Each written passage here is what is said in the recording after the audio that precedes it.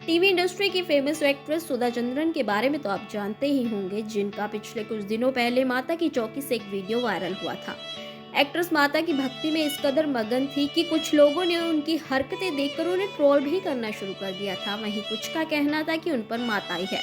अब सुधा चंद्रन ने पारस छाबड़ा के पॉडकास्ट में आबरा कडाबरा में खुलकर बात की। दरअसल पारस छाबड़ा ने पूछा, आपका वीडियो इन दिनों वायरल हो रहा है माता की चौकी वाला, आप में माता आती है क्या? सुधा चंद्रन ने प्यार से जवाब दिया, ये बड़ी बात है, मुझे नहीं पता माता आती है या नहीं, लेकिन माता जरूर आकर मुझे आशीर्वाद देती है। उन्होंने बताया कि चौकी में पंडित जी भी थे।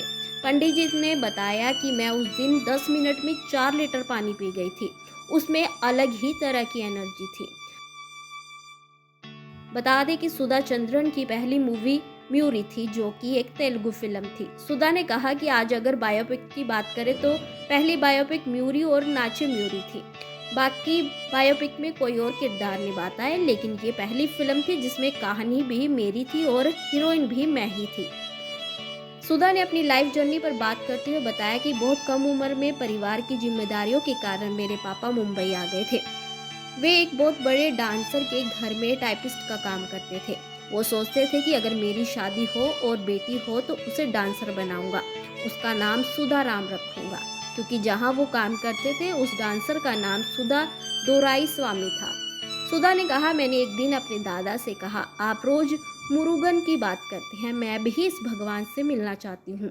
हम गए, बस चली और सिर्फ 10 किलोमीटर बाद 2 बसों की आमने सामने से टक्कर हो गई।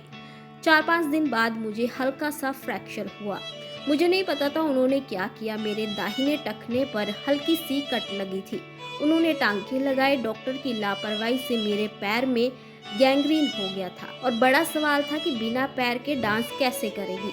पैर कटने के 3 साल बाद आर्टिफिशियल पैर के साथ सुधा ने 3.5 घंटे का परफॉर्मेंस दिया।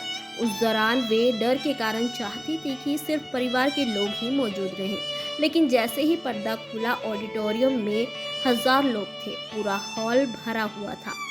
सुधा चंद्रन ने बताया कि वहां मेरी दादी बैठी हुई थी। बोली, मैंने भगवान मुरुगन से प्रार्थना की थी, अगर वो सच में हमारे कुल देवता है तो किसी न किसी रूप में दर्शन देंगे। जैसे ही परफॉर्मेंस शुरू हुई, एक ब्राह्मण ऑडिटोरियम में आए और वहां सिर्फ एक सीट खाली थी जो कि अप्पा के बगल में थी। ब्राह्मण जी उनके पास आकर बैठ गए। उन्होंने मेरे अप्पा को कहा, शो के बाद ये कपूर अपनी बेटी को दे देना। जब मैंने उनका वॉलेट खोला तो उसमें भगवान मुरुगन की तस्वीर थी।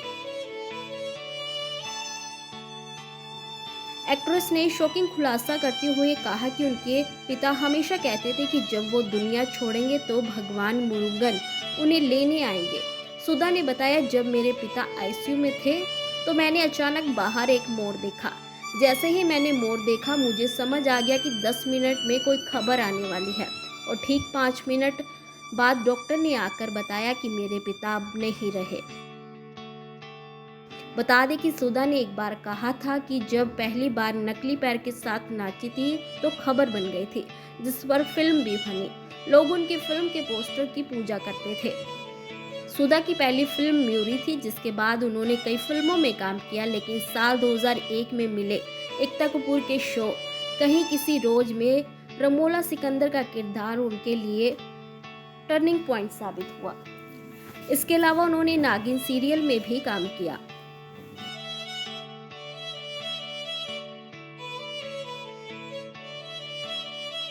ऐसे ही और वीडियोस के लिए आप नारी के पेज को YouTube पर सब्सक्राइब, फेसबुक पर लाइक और इंस्टा पर फॉलो करना ना भूलें।